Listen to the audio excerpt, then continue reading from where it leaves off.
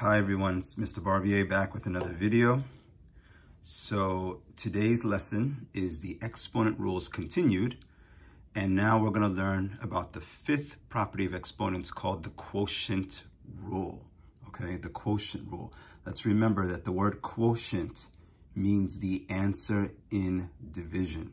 Okay, the word quotient is the answer in division. So let me do a quick flashback to the previous lesson in which we learned about the product rule. Now, there's a reason why I'm doing this, so pay close attention. When we learned about the product rule, which states that when multiplying by the same base, let's remember product means the answer in multiplication, okay? This was the fourth property of exponents. This rule states that when multiplying by the same base, simply keep the base the same and add the exponents, right? So when we multiply by the same base, we add the exponents. Look at this quick example. 4 to the fifth power times 4 to the third. The bases are the same. I see a 4 here, I see a 4 here. So when I'm multiplying by the same base, I keep the base the same and I add the exponents. Notice I have a little exponential addition problem here, right? What I call my exponent expression. So 4 to the 5 plus 3, which equals 4 to the 8th, right? That's the product rule. The quotient rule, ladies and gentlemen, is the inverse of that. So notice what's happening, right? Now we're dividing by the same base. Now, how do you know we're dividing? Well, look here. Look at this example. That's a fraction bar. Okay, and fraction bars represent division. So this says x to the 7th power divided by x to the 2nd power. That fraction bar represents division. So when dividing by the same base, what do? Keep the base the same and subtract the exponents. So notice what I wrote here as the example. I kept the base the same, the x stays the same, and then my exponents are 7 and 2. So we're going to write x to the 7 minus 2 power, right? Make sure you write this part really small because they're exponents, equals, keep the base the same, and then just subtract 7 minus 2, and we get 5, and the answer is x to the 5th power. Now, I know many of you are thinking, Mr. Barbier, I knew the answer was going to be 5 as an exponent because I just did it in my head. Can I just do it in my head from now on? Absolutely not. Okay, and let me tell you why, ladies and gentlemen. Please don't be lazy about this. Anybody can do 7 minus 2 mentally. But what happens when it starts to get a little bit trickier? Okay, and you're going to see it's going to get trickier as we go down the line. We're going to get negative exponents. We're going to get some bases with no exponents at all. So remember, I always say, when in doubt, write it out. Or you could also say, work it out. Always work out the math to make sure your answer is correct. Don't be lazy about that. Let's continue with these examples here. Now, we have number 1 says y to the 4th over y to the 7th. Okay, I know many of you out there are thinking, wait a minute, I got this, I can just do that in my head. The answer is y to the 3rd power. Guess what? You just got the answer wrong. Okay, you just got the answer wrong because it's not 7 minus 4, it's 4 minus 7, right? It's 4 minus 7. Be careful. So, as always, ladies and gentlemen, we're not going to do this right now. This is part of your classwork. You're going to do it yourself. So instead, we're going to do these problems here. Okay? We're going to do these problems here. So let's take a look. Now, I have here exponent rules, the quotient rule, right? And it says practice, divide using the quotient rule and evaluate. Let's look at that first problem. 4 to the 9th power divided by 4 to the 7th power. What are we going to do? Well, we're going to do this. We're going to put here equals. Okay. My first question, ladies and gentlemen, is very simple. Is the base the same? If you said yes, the base is the same, you are correct. So we're going to keep the base the same, which is what? 4. Very good. And I'm going to write my exponent expression. 9 minus 7. Okay.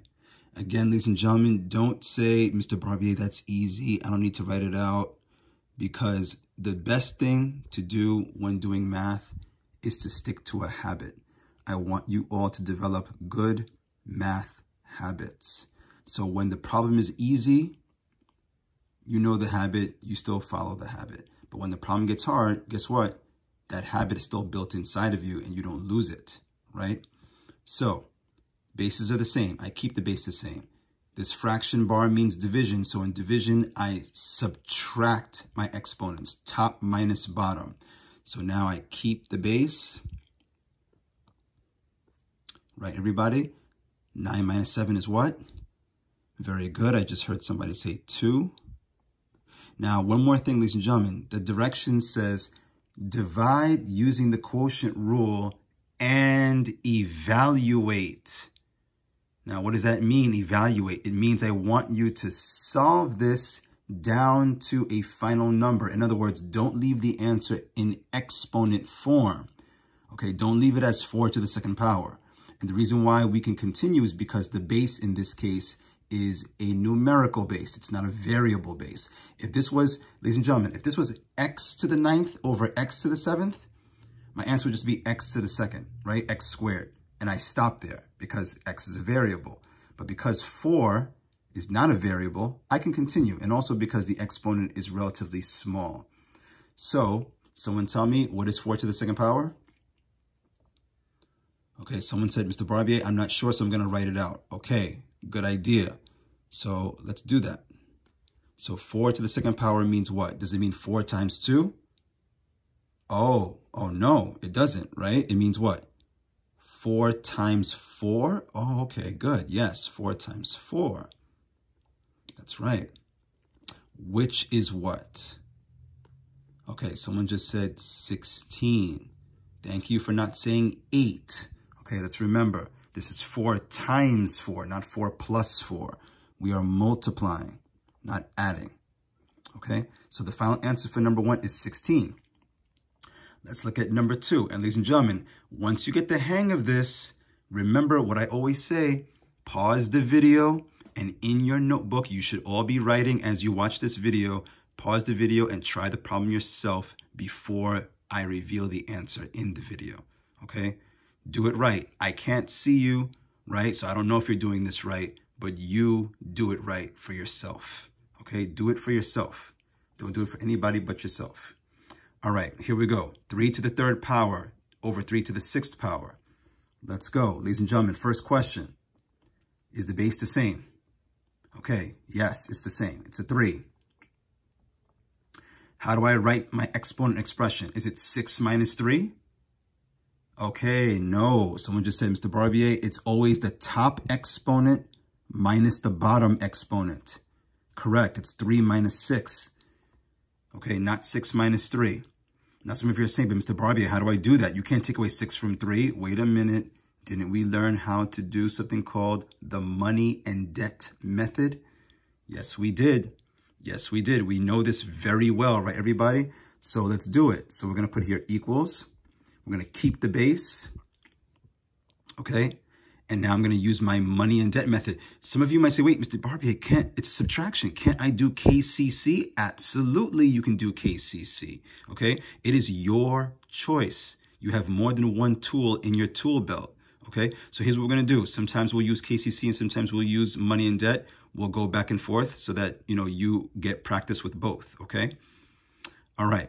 So let's use money and debt for this one. Let's say I have $3 because it is positive, right, everybody? I have $3. And wait a minute, let's remember the subtraction sign makes the 6 what? Okay, it makes it negative. So I owe somebody $6. So if I have $3, but I owe someone 6, what's going to happen? Okay, someone just said, Mr. Barbier, you're going to still owe. How much money am I going to owe? $3? Okay, so that's a negative 3 because I owe. Okay, now some of you are thinking, Mr. B, we stop right there, right? Absolutely not. We do not stop right there, okay? We must continue to evaluate this answer. Now, some of you are saying, but Mr. Barbier, how do I solve a negative exponent? I hope you remember we learned this in a previous video, right? We learned about the negative exponent property, okay? Let me remind you, let's do a quick little flashback, all right? Negative exponent rule, the negative exponent rule, here it is. It says, this rule states that when an exponent is negative, the negative sign is removed simply by converting the base into its reciprocal, and then the exponent becomes positive, okay? Very simple, very simple. So let's do it. So check it out. I'm going to take this and I have to convert it to its reciprocal. But to do that, I have to make it into a fraction first. So what do? Any whole number is a fraction by putting it over what? Somebody tell me. Okay, someone just said put it over 1, Mr. Barbier. Yes, we put it over 1. And now we invert it. Just like that. Okay, just like that. Meaning the denominator becomes the numerator. The numerator becomes the denominator. And as I just said a few seconds ago, when I invert this fraction and make it its reciprocal, the negative 3 exponent becomes a what?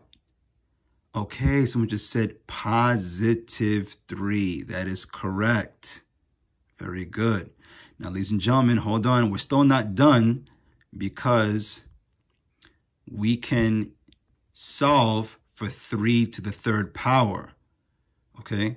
Now, one thing that students do all the time, ladies and gentlemen, please don't do this, is they solve this and then they say, oh, wait a minute, Mr. Barbier, 1 over whatever, that becomes a whole number, right? No, it does not. The other way around, it becomes a whole number. When the 1 is on the bottom, not when the 1's on the top. So I keep the 1 on the top, okay? And 3 to the 3rd power, like I said, ladies and gentlemen, when in doubt, what? Write it out. Okay, so if you're not sure, we write it out. So let me write it out right up here real quick. So what am I going to write? 3, someone say it for me, please. 3, okay, good, times what? 3 times 3, that's correct. Let's solve it using branches. So what's 3 times 3? Okay, someone said 9. Thank you. Please don't say 6 because we are multiplying. We're not adding. Drop the other times 3. And now 9 times 3 is what? Okay, someone just said 27. So here's my question, ladies and gentlemen. Is my answer 27? Look here. Oh, no. Why? Because the 3 to the 3rd power was on the bottom of the fraction bar. The answer is 1 over 27. Okay, it remains a fraction. Let me say this again. 27 over 1 would be 27. 1 over 27 stays a fraction. Does not become a whole number. Okay, there it is. So we just finished number 2, which is 1 over 27, and we just finished number 1, which is 16. Okay, in math, we like to box our final answers. Let's move on. Let's look at number 3. Okay, so number 3, and folks, let me say one thing before we continue. Now that we've done number 2, and you see that it's 1 over 27, that should give you an idea of how to complete this problem from the classwork. Okay, the one that I said, I'm leaving it for you, right? You should know exactly what to do with this problem now, because once you do that subtraction, right? Not 7 minus 4, but 4 minus 7, you know what you're going to get. And then do exactly what we just did to make that negative exponent a positive exponent. But you don't have to evaluate it any further because the y is a variable. You just leave it as y to the whatever power. And let me leave that for you because I don't want to give it away. Okay, let's continue. Number 3. So we have 5 to the negative first power over 5 to the negative third power. Let's do this. 5 and 5. Notice the base is the same. So what do? We keep it the same. We keep it the same. Okay? And now, folks, this is exactly why I've been saying, don't do it in your head. You are going to make a mistake. All right? When in doubt, write it out. I'm going to write my exponent expression. Let me ask you right now, what is my exponent expression going to be? Am I going to write what? Someone tell me. Okay, I just heard someone say, Mr. Barbie, you're going to write negative 1 minus 3. Is that right, everybody? Negative 1 minus 3? Wait, hold on. Someone just said, no, Mr. Barbier. It's not negative 1 minus 3, because if it was negative 1 minus 3, that means that the 3 on the bottom is positive. Okay, so what is it then? It's negative 1 minus negative 3. Oh, I see. Okay, there we go. There we go. Very important that you catch that, ladies and gentlemen. Remember, the quotient rule says to subtract the top exponent top exponent minus the bottom exponent when the bases are the same. Yes? But let's remember, if the bottom exponent is negative, you must keep that number negative. It's not negative 1 minus 3, because that would make that means that the 3 is positive when in fact it's not positive, it's negative. So it's negative 1. Take up the fraction bar as a subtraction sign. Negative 1, take away negative 3, right?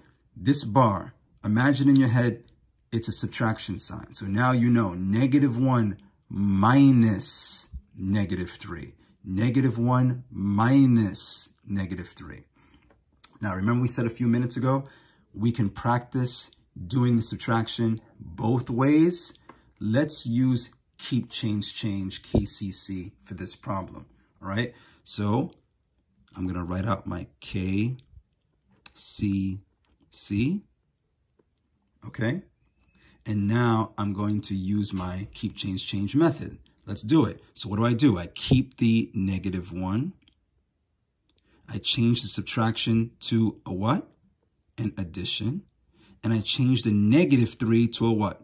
A positive 3. Very good. Now, let's keep the base the same. So ladies and gentlemen, follow me. I'm going to put here equals. All right. I'm going to keep my base 5. And now let's use money and debt to finish this off. So negative 1 means I owe $1. Positive 3 means I have $3. So if I have $3, but I give away $1 to the person I owe, what am I left with? Okay, someone just said $2, Mr. B, you're correct. Now, wait a minute. Can't we continue to evaluate this? Don't we know what 5 squared is? Yes, we do. And what is it? Very good. Someone just said 25. My answer is 25.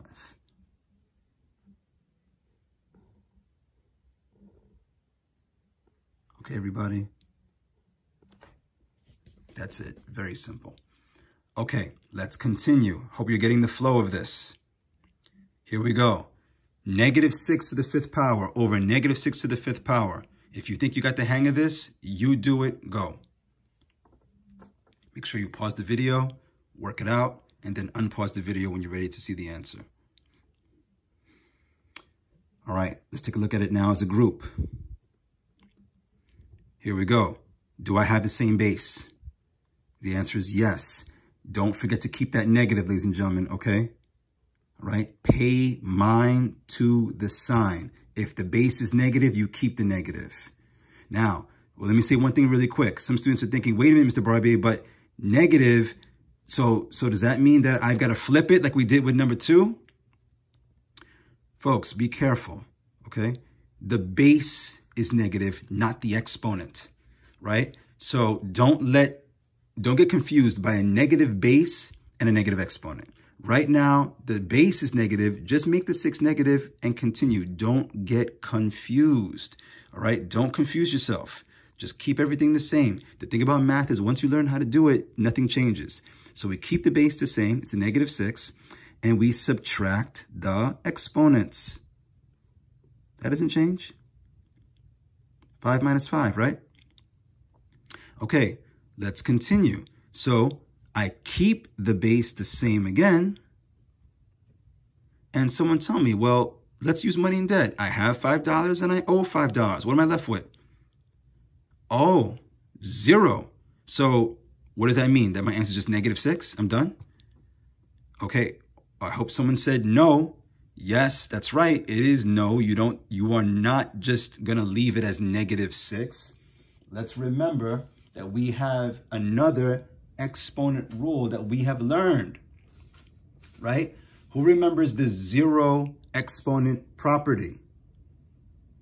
Okay, I hope someone said, I remember. Very good. That's right. The 0 exponent property says what? So in other words, when we do this math, it becomes negative 6 to the 0 power, right? The 0 power. Let me put that in red so we can see it very well. Okay, now, what does the 0 exponent property say? It says that any base to the 0 power is equal to what?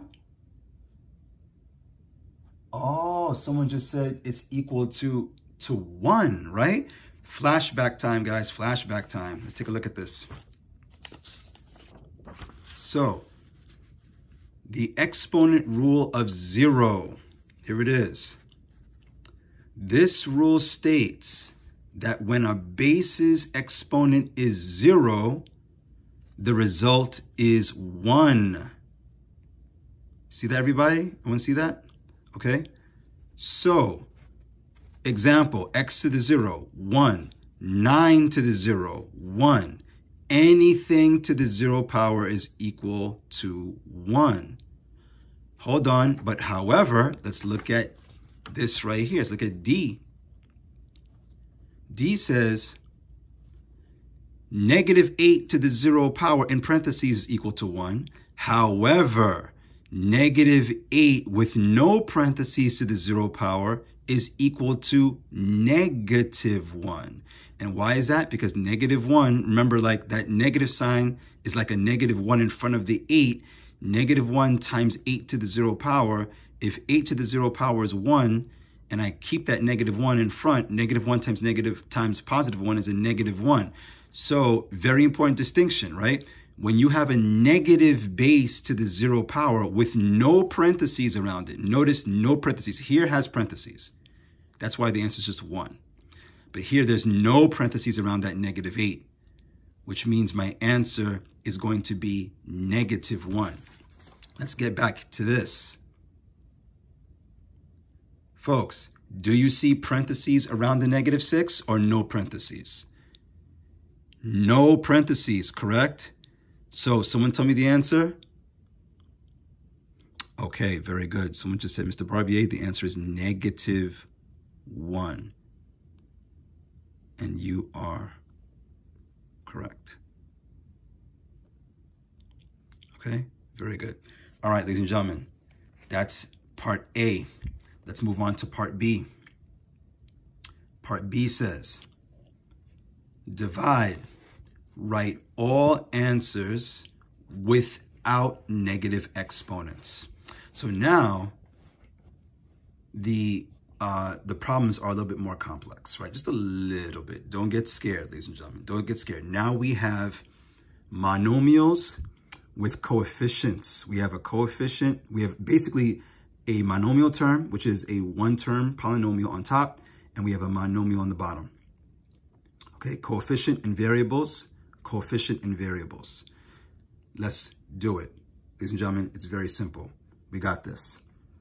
What we do is we divide by the coefficients first, okay? So as a matter of fact, like I always love to do, let's look at some steps. Okay, this is from your notes. Dividing monomials with coefficients. Here we go. Divide the coefficients first, if possible. If it's not possible, use the GCF to reduce the coefficients. Okay? 2, use the quotient rule to divide corresponding variables. Subtract the exponents of matching variables. We know that. 3, any variables that don't have a match stay the same and remain in the exact same place, either top or bottom. 4, simplify answers with negative exponents. Let's look at this example. And folks, it looks hard, but it's actually super easy. You'll see. So we have this example here, okay? 14x to the 6th, y to the 2nd, over 2x to the 4th, y to the 5th. What do? Let's follow the steps. Divide the coefficients first, if possible. If not possible, use the GCF to reduce the coefficients. What are the coefficients? 14 and 2. Very simple question, ladies and gentlemen. Can I divide 2 into 14? If you said yes, you are correct. Well, what is it? It's 7, right? There it is. Now, what we're going to do is we're going to do the quotient rule, but we're going to do it mentally without writing it out, okay? As much as we can. And then when we need to write it out, we'll write it out. X to the 6th over x to the 4th. Notice the x's match. What do I do to the exponents? We what? We subtract them. Very good. 6 minus 4 is what? 2. So that's going to give me x to the 2nd power. And then we have y squared on top, y to the 5th on the bottom. Again, I subtract the top exponent minus the bottom exponent. This is not 5 minus 2. It is actually 2 take away 5. So I have $2, but I owe $5. So if I owe 5, but I have 2, what's going to happen? I'm going to owe 3. And because I owe 3, it's a negative 3. So y to the negative 3rd. Now, wait a minute, folks. Remember, we want to simplify answers without the negative exponents being present in our final answer. We want the negative exponents gone. So what are we going to do with this y to the negative 3rd? Watch this. I'm going to take that y to the negative 3rd and drop it to the bottom of a fraction bar and make that 3 positive. Okay? It's that simple. Okay, that simple. As a matter of fact, some of you might say, but Mr. Barbier, that kind of confused me. How did you do that? Well, very simple. Ladies and gentlemen, just take this answer here, put a fraction bar underneath it, put it over 1 at first, and then just drop the y to the negative 3rd on the bottom and make the 3 positive. You'll see, it's going to be very easy once we start practicing it. Now, again, these are your classwork problems, right? Along with these up here, right? But guess what? We're not going to do this. You're doing this. We are going to do these. All right, so let's get right into it. Let's look at number 5. And folks, once you get the hang of this, this is really easy. You're going to see. It's really easy. Okay, let's start with the coefficients. 12 over 2, which means 12 divided by 2. What is that? Okay, someone just said 6. You are correct. So I'm going to put here equals 6.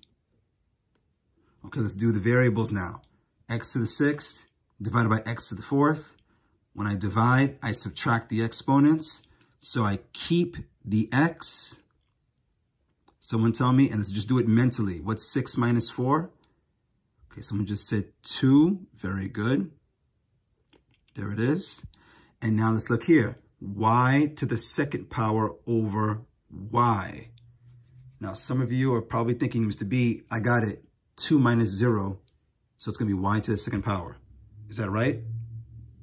Okay, someone just said, no, Mr. Barbier, because anytime you have a variable with no exponent, there's always an invisible what right here? Okay, an invisible 1. So folks, one thing I want to tell you right now, anytime you see a variable with no exponent, give it a 1. put the ones where they need to be first before you even solve the problem, okay? All right, now let's continue. So y squared divided by y to the first, what do? We subtract. 2 minus 1 is 1, very good. And because y to the first power is the same thing as just y, because the 1 is invisible, I don't put the 1 in my final answer. So my final answer is just 6x squared y. Okay, ladies and gentlemen, very simple, okay? Let me see this again, just to be clear. I put the 1 here so that I can visually see what I'm doing to solve the problem. I need to do 2, take away 1. That's why I put the 1 here. But in my answer, the 1 isn't needed as a final answer because exponents, as long as it's the number 1, is always invisible. Okay, we understand it to be there. It's understood to be there. We don't have to put it. Let's move on to number 6. Number 6 says 35x to the third, y to the fifth, z over 5x to the fifth, y squared. Same process. Let's not, do anything different. Same process. So 35 divided by 5 is what? Someone just said 7. Very good.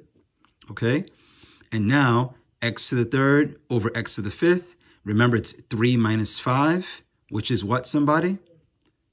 Okay, someone just said, Mr. Barbier, if you have $3, but you owe $5, you're going to owe $2. It's a negative 2. And folks, guess what we're going to do to make our life easy? Since we know the x is a negative 2, let me put my fraction bar right now, and let me put the x to the negative 2 on the bottom. But wait a minute, since I'm dropping it to the bottom, the exponent now becomes positive. Okay? Now, I hope I didn't lose anybody there. 3 minus 5 is negative 2. If I write the x next to the 7, it would be x to the negative 2 power. It would be 7x to the negative 2 power. But folks, I want to get rid of the negative at the end of the day, don't I? Okay? So knowing that, let me just drop it to the bottom right away. Okay? I'm teaching you how to do math a little bit more efficiently, quicker, without having to waste time. Let's go to the y's now. Y to the fifth over y to the second. What's 5 minus 2? Okay, someone just said 3. What sign is that 3? Is it positive or negative? Oh, the 3 is positive. So guess what? Because the 3 is positive, the y remains on top. Okay? I only drop it to the bottom when the exponent is negative, right? Let me say that again. X squared is on the bottom. Why? Because the 2 was negative. I want to make it positive by dropping it to the bottom. But when I did the y's, 5 minus 2 is 3, positive 3. That's why I kept it on the top. Now we have a z. But notice, folks, z on top, no z on the bottom. Therefore, there's nothing for me to subtract. So I keep the z exactly where it is on top of the fraction bar. That's my answer. Okay? That's my answer, ladies and gentlemen. Very simple. Now, I think some of you got lost on that one, but don't worry. I will get you back if you got lost on that one. All right? Don't worry. We're going to do a few more. Let's look at number 7 here. Okay? Number 7 says 20x to the negative third, y to the fourth, over 45x to the negative fourth, y to the sixth. Folks, notice something. Here, we can't divide the bottom into the top. We can't, okay? Because 45 is bigger than 20. So what can I do? I can reduce this. I can reduce this coefficient fraction by using the GCF, the greatest common factor. So what number can divide into 20 and 45 evenly? Okay, I just heard someone say, Mr. Barbier, 5 can go into both of them. You are correct. So here's what we're going to do. We are going to put an equal sign. I'm going to put a fraction bar. And mentally, someone tell me, what is 20 divided by 5? Someone just said 4. Very good. And what is 45 divided by 5? Somebody just said 9. Very good. and I just leave it like this, 4/9, 4/9, okay? Now, Mr. Barbie, what's going to happen with the rest of that fraction? Well, that's where the variables go. Now, help me out, somebody. X to the -3rd over X to the -4th. Now, folks, what do I always say? When in doubt, what? Write it out. Very good. So, ladies and gentlemen, if need be, and you should be doing this, find a sheet of scrap paper and write it out. So what are we writing out? We're writing out -3 minus -4. Let me do it right here. So we have -3 minus parentheses -4, right? Let me do that. Keep, change. Okay, and I have here what? I have -3 plus, because we're changing the subtraction to an addition, and we're changing the -4 to a +4. Now let's use money and debt. I owe 3, but I have 4, so therefore I what? Still have $1 left, right? So going back to this, that means that X to the -3rd, okay, divided by X to the -4th, gives me X to the what? First power. Question, is that 1 a positive or a negative? Okay, someone just said it's a positive. Because it's a positive, it goes on the top of the fraction bar because it's a +1. If it was a -1, I would drop the X to the bottom to make the -1 a +1 exponent, right? Everyone understands that? Question, do I need to put the 1 here? No, because the 1 is invisible as an exponent. Let's move on to the y's. Y to the 4th, Y to the 6th. Can I do that mentally? Try. I have $4, but I owe $6, right? Because this is 4 minus 6, right? 4 take away 6. What's the answer? Someone just said y to the -2 power. That is correct. And because it's a -2, I want to make that -2 a +2. So do what? Okay, someone just said drop it to the bottom, Mr. B. And ladies and gentlemen, guess what? That's the answer.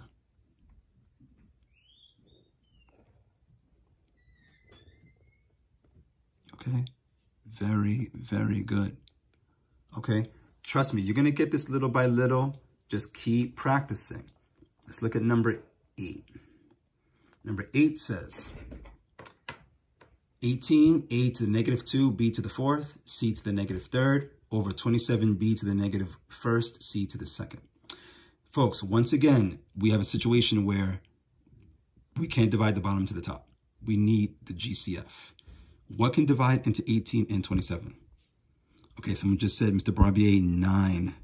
Very good. You're right. What's 18 divided by 9? Someone just said 2.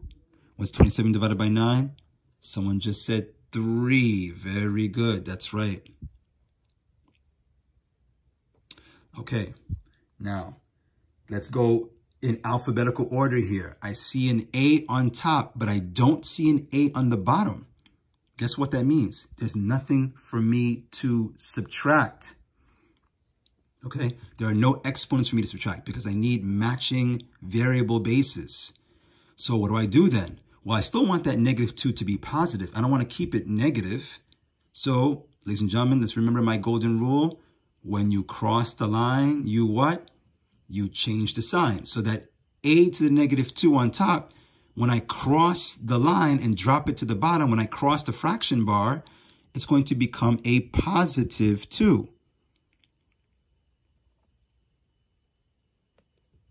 It's that simple. Okay, it's that simple. Let's move on to B, the letter B, right? We're going from A to B. Well, B to the 4th on top, B to the -1st on the bottom. Remember, I can subtract these two exponents now because the bases match.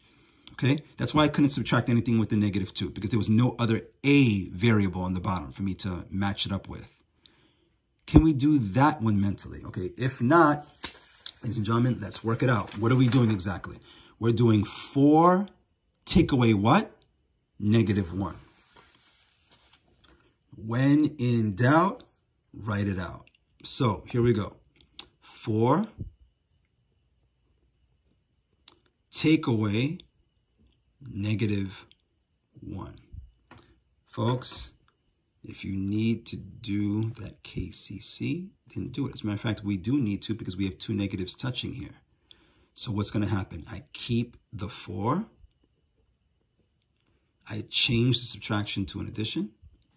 And I change again the -1 to a what? To a +1.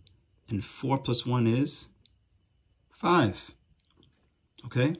So that means that 4 take away -1 is a +5.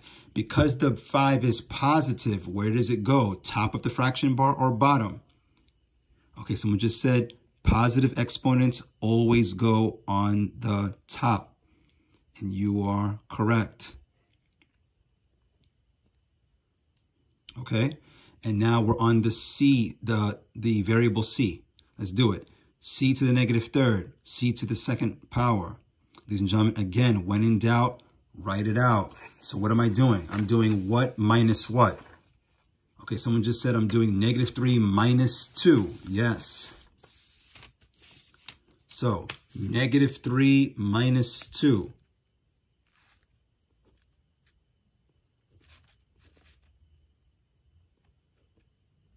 Okay. Again, if you need to do KCC, do it. If you see that you don't need KCC for this problem, then you don't need to. We can just do money in debt here.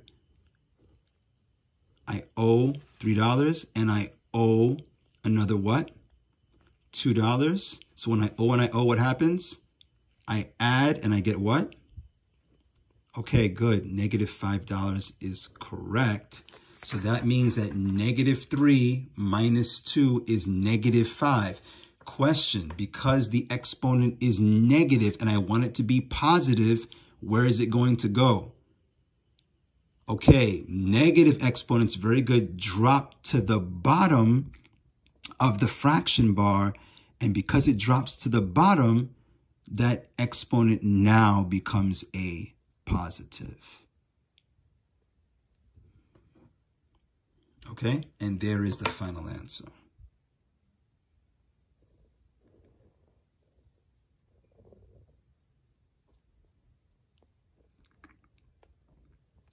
Okay, there it is, ladies and gentlemen. Okay, we have 2 more to do. Let's do them real quick. Here's number 9. Now, -7 divided by +7. What does that give me? Okay, I think I heard someone just say Mr. Barbie gives you a -1. You are correct. It is a -1. So let me write -1. Okay. Now I have something, wait a minute, I'm a little confused. I see y² xz to the -5th, and on the bottom I see x to the 3rd y². They didn't write the variables in alphabetical order. They didn't put it in standard form. Guess what? The reason why they didn't is just to mess with your head a little bit, just to trick you. You don't get tricked, okay? Don't get tricked. I see an x up here. I see an x down here. So let me just ignore that y for a minute, okay? Let's just go in alphabetical order. Let me ignore the y. Let me look at the 2 x's. Now I have x to the 3rd and just x. Wait a minute. When I see a variable with no exponent, what do? I put an exponent, right? Put that exponent. So now I'm going to do what here for the x's? 1 take away 3, right? What's 1 take away 3? I have $1, but I owe $3. Someone just said -2. That is correct. And folks, you know what? Let me do one thing a little different just to see if this will help some of you who may be confused. Let me write for now x to the -2. Okay? Just so that you can, not be confused and stay with me.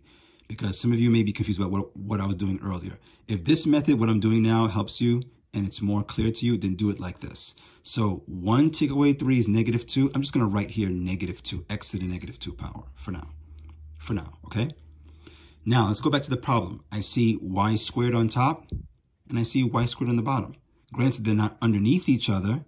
They don't have to be directly underneath each other. 2 minus 2 is 0, and y to the 0 power is equal to 1, but 1 times anything is the number itself. So guess what we can do in math? What I can do is, because these two are the same and I'm dividing, I can just cancel them out. Knowing in my mind that when I divide by the same thing, the answer is actually 1. But I don't need the 1 in this case, because 1 times anything is, like 5 times 1, for example, is 5. So this times 1 will remain the same. So I don't need to put the extra 1. And look here, z to the negative 5, right? There's no z on the bottom. So let me just keep that as z to the negative 5.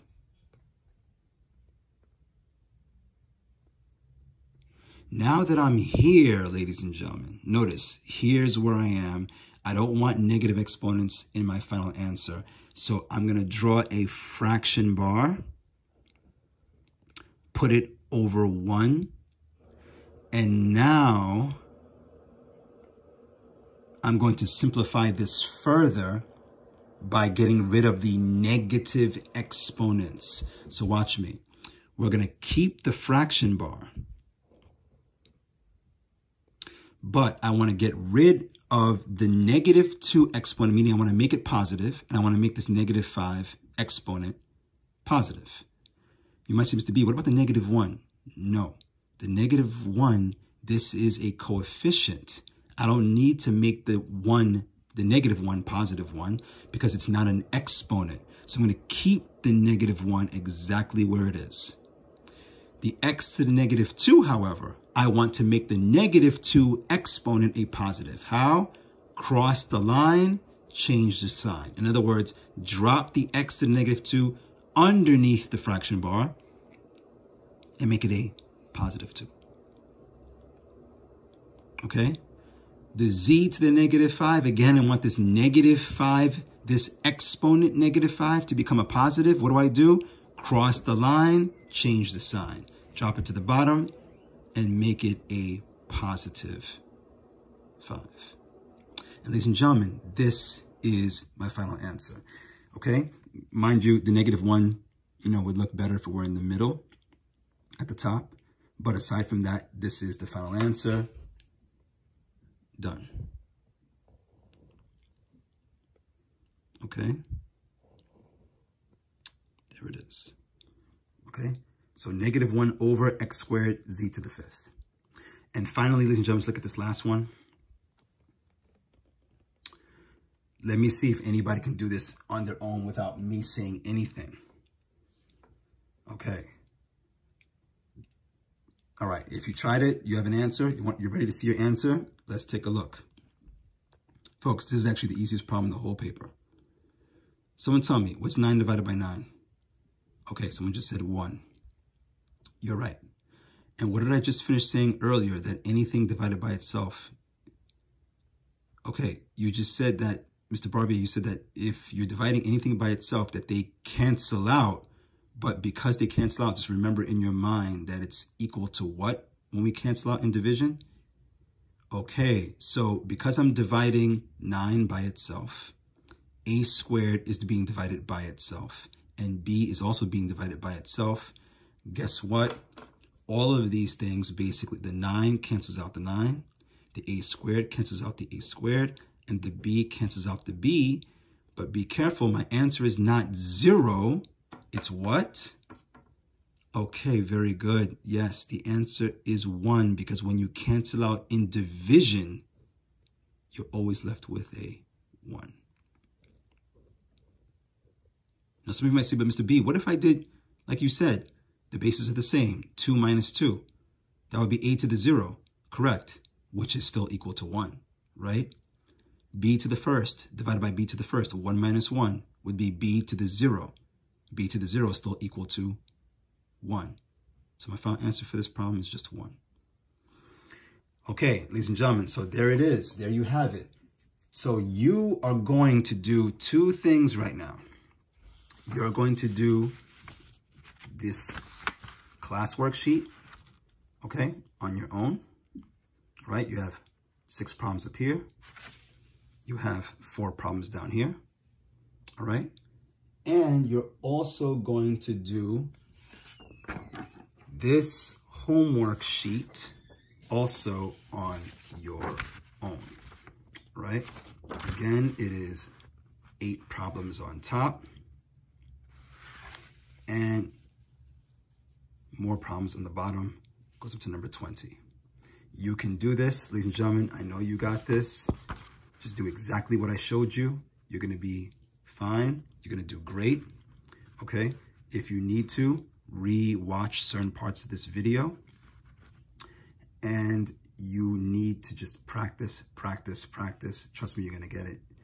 Keep practicing, don't stop practicing, and I'll see you in the next video.